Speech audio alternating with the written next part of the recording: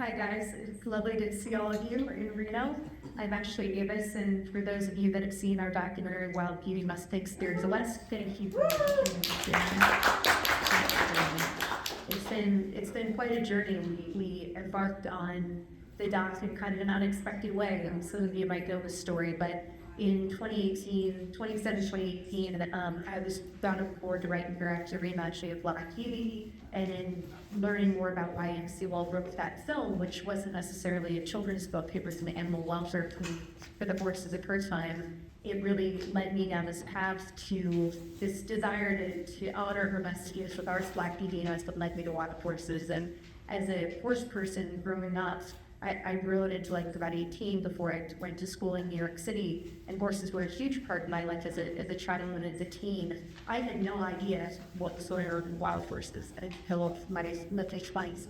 And so with Black Beauty, that took us down the path of learning about wild horses and then eventually going out into the wild and then raising the first little bit of financing in 2018 to start filming what would become Wild Beauty. And it's just, the film, as many of you know, came out last year, and it's been really encouraging to see what the power of storytelling can do and how the film has reached not only a national audience but an international one. And we're really hoping that long after the credits roll, we'll continue to make change, because the film is really a tool. It's for everybody to use and to share and distribute. And it's been wonderful to get messages from schools and colleges who are showing the film to their students. And it's been interesting to actually know that the ripple effect of the film is something we'll never perhaps fully realize. But our goal right now with Wild Beauty, we're returning to Washington, D.C. in a little under 2 weeks. On April 30th, we're going to screen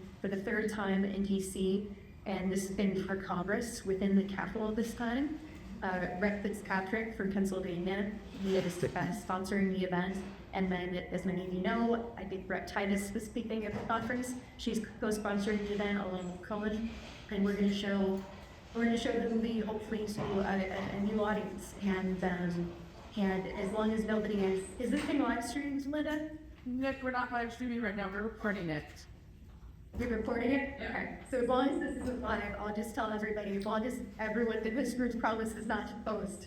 But because it's confidential in the news for now, Diane Lane is actually coming with us to DC, and the power of that person and just how elegant and well-known she is as an actress, and she's been quite influential in other animal spaces that she's been passionate about. She saw the documentary and she wanted to try to help us. So we're going to be walking the halls of Congress on Monday the 29th, and then we're doing the event for Congress on the 30th. And the goal of this event is to push forward, obviously, awareness for wild horses on the macro side, that we specifically are trying to educate members and to promote signatures for the Wild Horse and Bird Protection Act, which I'm sure everybody in this room probably knows about. It's HR 3656.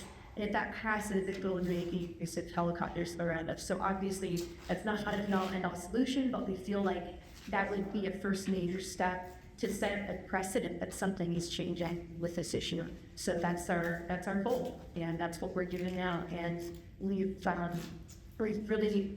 embraced the power of young voices in a lot of our advocacy efforts. I love talking with kids, and if anybody in this room has young people in their lives, please encourage them to write letters on behalf of wild horses. It's the I Stand for Wild Horses campaign we launched originally in 2021 to try to protect the Onaki herd, and that's really taken on a life of its own. Every couple of minutes it seems like somebody's posting I Stand with Wild Horses, and so many of those posts have nothing to do with our foundation or the film anymore, and it's just had this kind of unexpected ripple effect. But with kids, having been to Congress a few times now, the members of the staff, they light up when we talked about the kids. If they proceed to the letters, usually they say things like, we mod every single one. So while we're doing this big push of awareness this month, if you could ask young people and children in your lives to write those letters and to send them in, that would be enormously helpful for our efforts.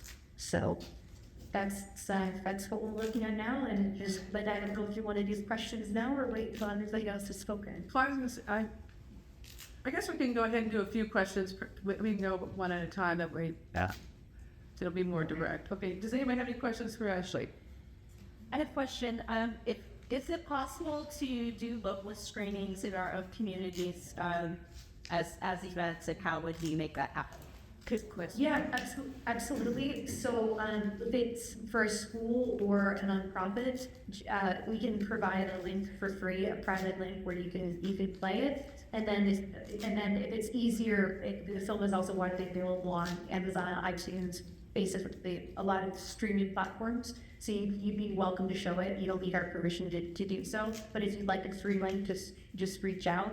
And then if you're doing events and I can, the scheduling works, I love doing a Zoom talk and just doing it after those events. So just let me know. Awesome. Thank you. Yeah. Charlotte? Oh, I just want to comment that on your website, we have a really beautiful moving, You know, speak loud towards the computer. yeah, like your website has a wonderful story about wild horses and burros and why we fight for them. It's a great capsule. I urge everybody to take a look and use it if you're talking with schools or adults too. Thanks. Thank you. It's great. I had a question. In order for preparation for the meeting in DC or your presentation before Congress and the screen of your film, if it would make sense for us to go home and email and contact our local congressman person as its constituent to make sure they're aware that you're going to be there and they can request that they attend the event, that you'll be out, that you'll be at in DC at the end of the month. Where has that invitation already been sent? Is that already closed in the event?